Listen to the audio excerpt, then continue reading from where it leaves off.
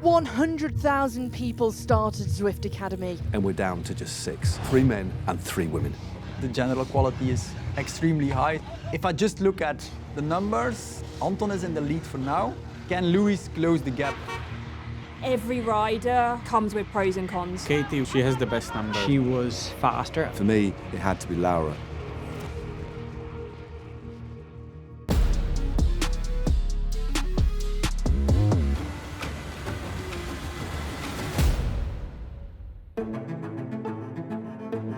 All right, good morning.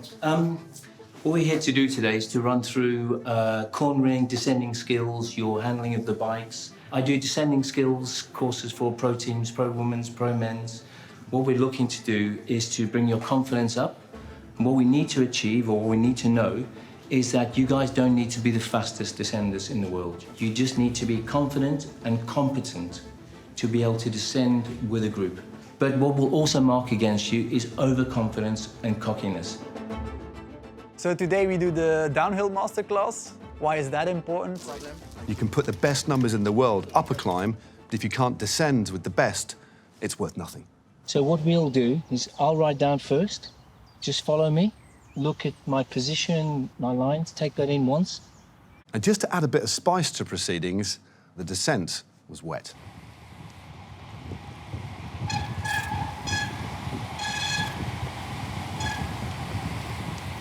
We cannot really push the corner, so we didn't want to risk. Okay, Matteo, you. Yeah. I'm going to sit fourth wheel. Okay. So, Matteo, Louis, you go second and third, and I'll sit at the back. Okay.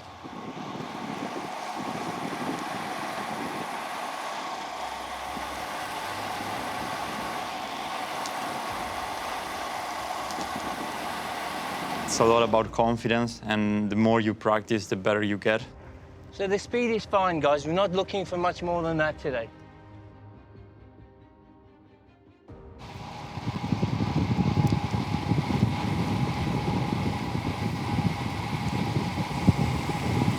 The point I learned is just to select the shortest route on the road. Look at this corner. You can see it's not going to be super tight. My turning point would be where it's white, white, white, white. Then you see a brick road. I'd be looking to pitch in there.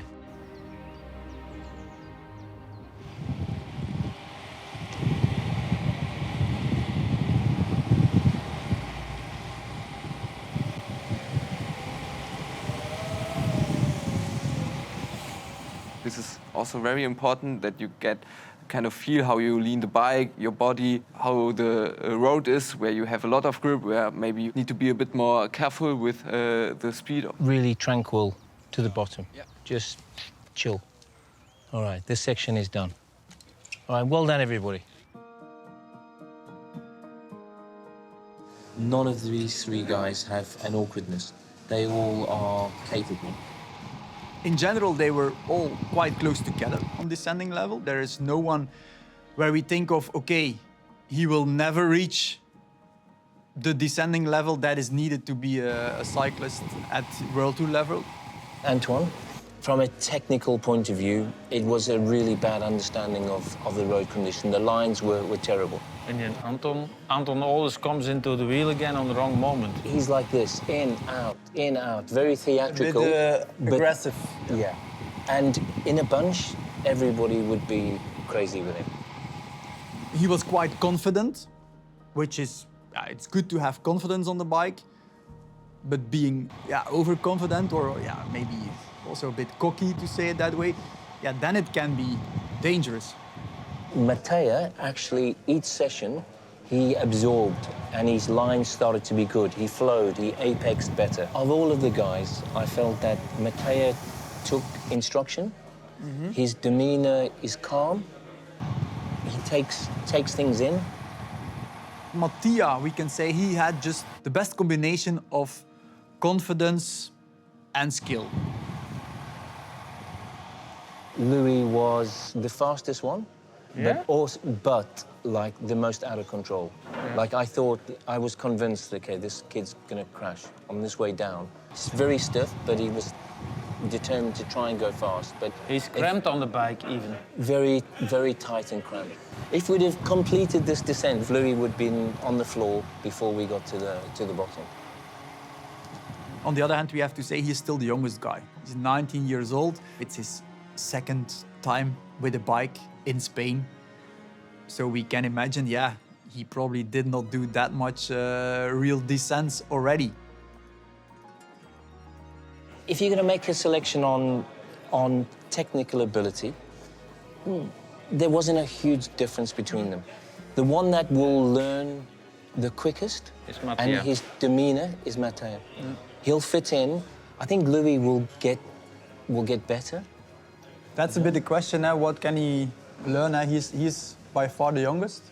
Louis, I think, would have potential, for sure. If we were going to base it on today, I would choose, I think, Matteo. Matteo, Louis, Anton. Everybody needs confidence, but being overly confident when you step into a situation like you guys have, it's also not a good thing. Next on the menu for the finalists was a race on Zwift, something that all of them are very used to and more than competent at. Okay, guys, a real Zwift race coming up. Zwift finalists, I will ask you to protect our Alpecin de Koning riders as good as possible during the race. Try to bring them smoothly into the final. Yeah. We have contact with the race radio, so I will be your DS for this race. Okay? Good luck.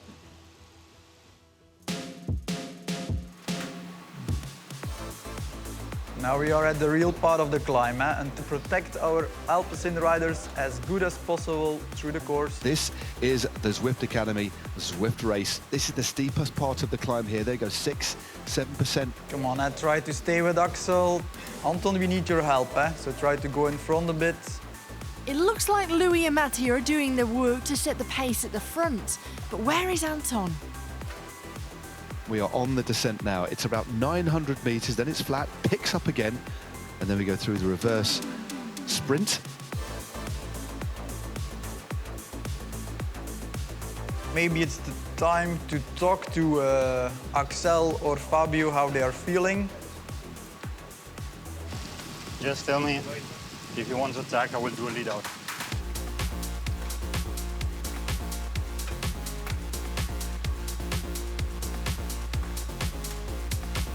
Now it's mostly descending towards the punchy climb coming up. So nearly now at the halfway point as we move through the Italian villas. Anton, can you take care about Axel? I do. I care for Axel. Just 100 meters or so, we are going to be turning left and we'll be climbing very shortly. Okay, Axel is in a good position. Also try to stay in a good position. Okay, this is it. 900 meters, 5.5%. Come on, Axel Laurence is trying to put the rest of the field to the sword here. Look at that, 11.2 watts a kilo. Come on, there is an attack of Axel himself. We try to protect him, so if someone can follow, we follow. Keep setting the pace, try to take him with you. Come on. This is a very dangerous duo who are now moving clear. Anton, try to do all you can for Axel. Anton Schiefer, one of our Zwift Academy finalists, has been tasked, it appears, to hit the front to try and bring back this dangerous duo. 5Ks to go. That lead has now been snuffed out, and the man bringing them back is Matteo Gafferi. Who is feeling good? Nobody? Should I go? Go, Mattia. Let him go. Go, Mattia. It's Gafferi now who goes clear. Can go full, and Mattia, the rest protect Mattia. This is going to be some effort. His lungs are going to be burning. For the other guys, no one leaves the bunch without one of us. Come on, Mattia, 3-second gap. But Gafferi, incredibly, he's still clear. He is finding something special here.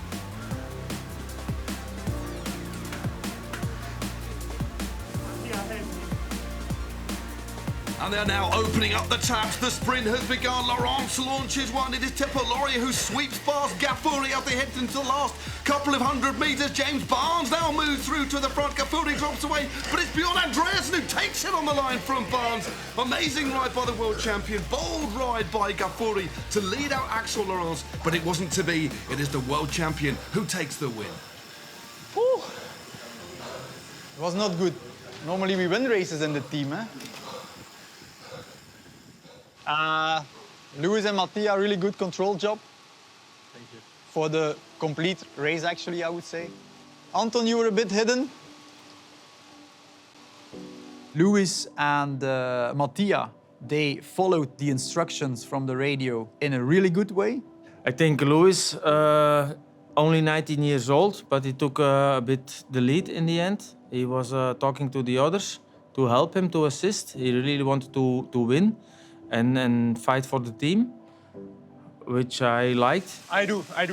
I'm happy with what I did because I did the job I was told to, and I just pulled the whole day, the whole race with the other guy, Luis, and then in the end, when I found a little bit of a gap and I tried myself for the win, I did 3K solo, and then I was caught with 600 meters to go. So I think I did everything I could do, and I'm happy with that.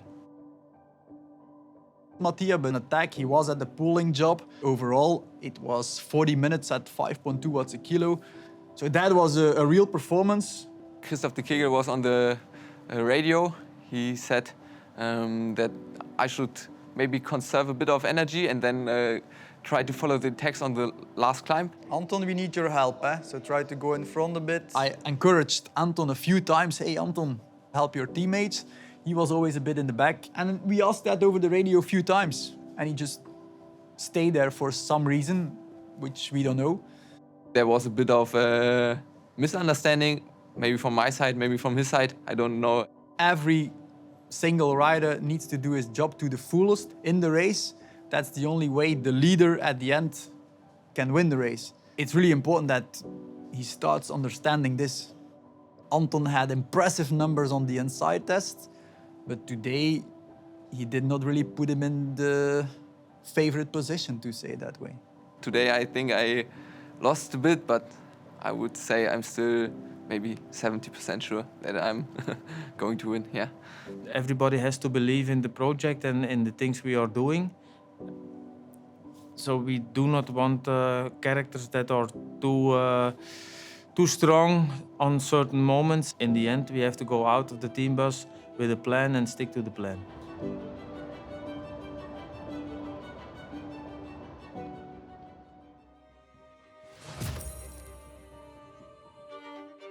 So, girls, finalists. Today we have descending assessment. So we are going to assess your skills and your technique on the descent. Just listen to any of the instructions that Johnny has given you because he's really the expert in this. Okay?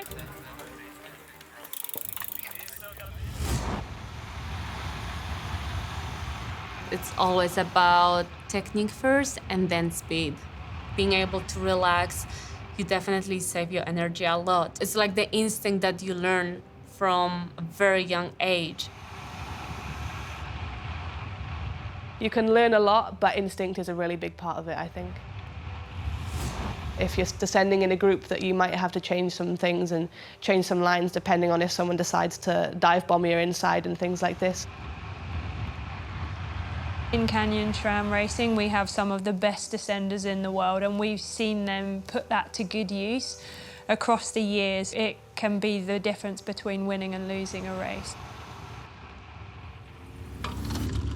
Trust me, this scope. I'm not going to want to put anybody under pressure. So just relax. That's the most important thing. Just relax on this assessment. We're going down all the time, all together, just You're in all different being assessed order. on each. So, so I'll be looking at the person in front with my eyes on, but then I'll be reviewing this video afterwards as well.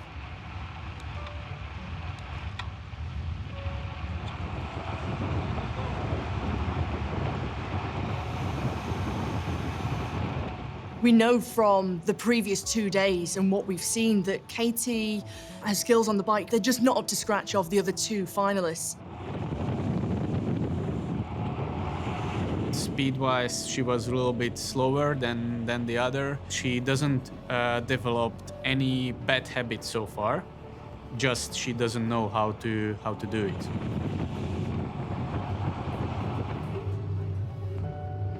I guess it's getting used to using the full road and not expecting a car to come the other way. I think just instinctively it feels a bit scary.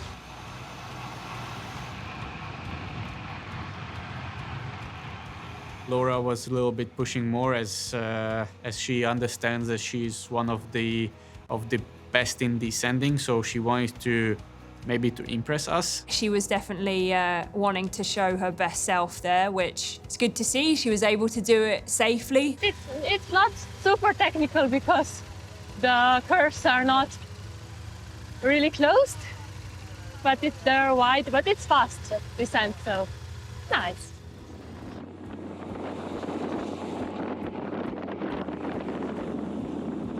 Maddie, she's been really practicing on the descending. She does it in a safe way, and she obviously knows what she needs to do.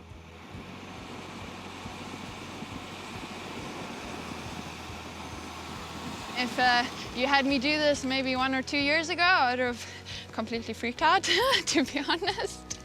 But I've been really working hard on this. Looking back now, I can see the improvement, and that's quite encouraging. What I saw today was the vision, using the road. They had real good perspective of what was coming up. Katie, she's clearly the least experienced of the group, but her speed was nice, it was safe, and she didn't do a lot wrong. She's definitely teachable and will improve. Laura was, you could see, was really keen to put on a show and to ride fast and to get stuck in. She did ride fast. She was more determined to ride down the hill fast and determined to show that she had speed. I'd say Maddie was more relaxed in her approach. She wasn't as determined to have speed, but the speed was there and the proficiency and ability was there as well. So my takeaway from all three, be very hard to separate Maddie and Laura. No, it would be fractions. Katie, for sure, was the one who needs the most work, but I wouldn't say that she's not able to get to that level. Life is not easy for us right now. To try and make a decision, we're changing all the time who we're actually looking at. Every new person coming to a team needs the support to feel just comfortable, just themselves. Because if you come to a team environment that is completely unknown to you, you just feel stiff. For me, it's like a family. Like, I'm always super happy to go with the girls and race with them, and training camp, for me, it's just a good time because we always have a lot of fun, and the atmosphere is really relaxed between us. No, I'm joking. So we're gonna just have a couple questions just to get to know you better. Dogs or cats? Cats, but only because I'm allergic to dogs. Are you in a relationship or currently single? I'm in a relationship with my bike. Okay. What's your favorite type of music? At the moment, my motivational song is Italo Disco. If you could take one thing on an island, what would it be? Peanut butter. Are you snoring? I don't think so. I think I talk in my sleep, though. Which, yeah. Is that better or worse than snoring? Maybe it's better, no? I don't know. Someone that's just good fun and really enjoys being there and is a positive person and doesn't kind of talk negative about anything, and yeah, that's really a key thing in a teammate. You would say that you're more like time trialist and all-rounder. Yes, I can also do climbs fairly well, but yeah. I'm not like a climber, maybe for the shorter climbs. Climber, but I'm learning to be better at descending.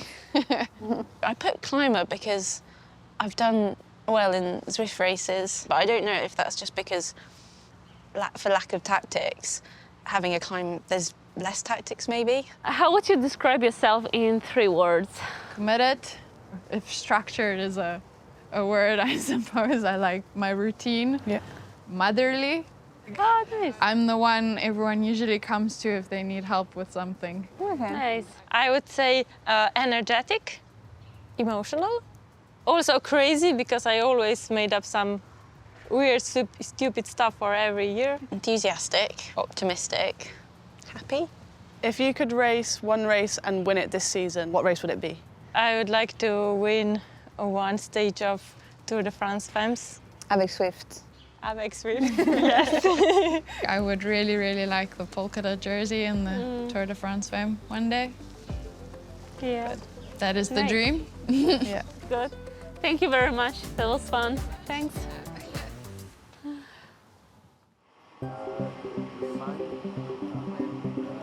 In the afternoon of day 3, the 3 finalists have to race a Zwift race.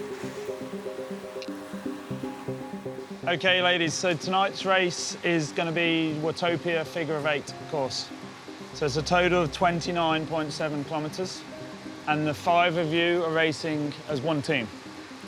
You're racing against 4 community teams, also with 5 riders, so total 25 riders in the race. The purpose of today is the 3 Zwift Academy riders. Your job is to work for the 2 Canyon SRAM riders. The key here was to see if they could act on instructions given to them by the team. This wasn't a matter of who was going to cross the line first out of the team. It was a matter of who could follow team orders and carry them out. For those of you not familiar with this format, we had the best of the best competing from their own homes, wherever in the world they might live. This is a straight-up racing challenge. Racing as a team with Zwift as the parkour. Let's go, girls, come on.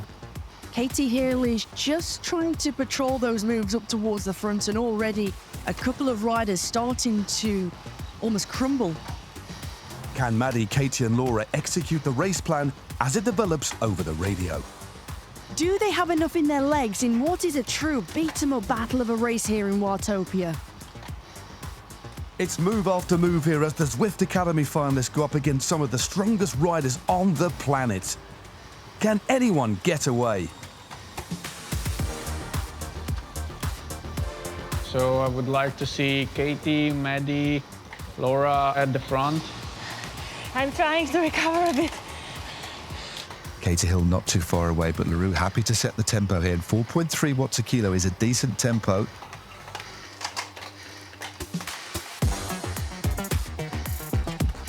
Don't let anybody go away. Don't let any other go away. They're protecting Ricarda Bauernfeind, who has come through the Generation team, joined the World Tour team and become a Grand Tour stage winner, and Nastia Kolosova, who the winner this week will be joining on that Generation team. Maddie, let's go, come across, let's go. LaRue has gone straight over the top. What a move by the South African. Let's go, Maddie, come on.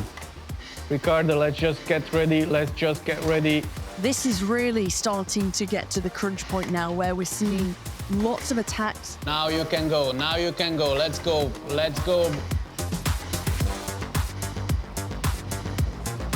Look at that 10%, we've got an attack. Wow, it's Bauernfeind. Yes, that's it, Rika, that's it. Come on, Rika. The Tour de France femme avec Zwift stage winner is dropping just at the right time, the featherweight power-up. She timed that one so well. Eilidh Gardner, the former British hill climb champion, has snapped the elastic and she's going clear. Raw power there. What will the Zwift Academy team do in response? Katie Hill, likewise, she's also been distanced from the front part of the group. Katie Hill looks like she might have something left in the tank, though, as she makes her way back to the main bunch. Just wait, Katie, just wait. This is exceptional. Katie Hill, from dropping off the back to this fantastic group of riders. She's the only one of the finalists still in this group. Let's go, Rika. Katie, just follow. Just try to stay in the group. Looks as if Eilidh Gardner is going to take the win, and she's still managing to ride over 5 watts a kilo. Come on, Katie, come on, let's go. Katie, we need to do the sprint, come on. Full now. Come on, Katie! Come on, let's push, push, push, push, push. Look at the power of Hill as she picks off rider by rider. 300 metres to go. Come on, keep going. There is the finish line. Come on. Gardner is going to take the win. Fine 8th spot there by our Zwift Academy finalist Katie Hill. A top 10 full of bona fide hitters right there.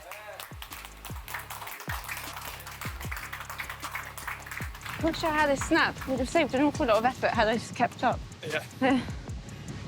We were really looking for commitment to the race plan. Both the coaches and Adam, as the sports director, had set a really clear plan for the riders to follow. Maddie follows, Maddie follows.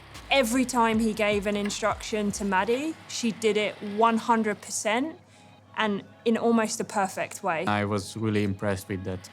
I'm still glowing a little bit from that. It was hard, it was painful. But overall, type 2 fun. It was very hard, but I tried my best to follow the instructions and to help as much as I could. Laura was doing also quite a good job, but with Laura we find out that she was a little bit struggling with the pace and maybe with the fatigue. Katie, she tried to do what was being told to her in the radio, but it was a little bit erratic. Katie is the most experienced on Zwift, but perhaps, you know, she was looking at it as that was her opportunity to shine. So the pressure ultimately was on her. If they were assessing ability to follow instructions, I think we all followed the instructions that we were given, so box ticked for everyone. We've got 3 riders that would happily slot into the team. It's just trying to find the best fit. Obviously, we've got Laura and Maddie, who have already raced at a relatively high level. I don't think either of them are the finished article. There's certainly room for them to grow. But for Katie, she's much more raw and fresh into the sport. So her ceiling would be a lot higher.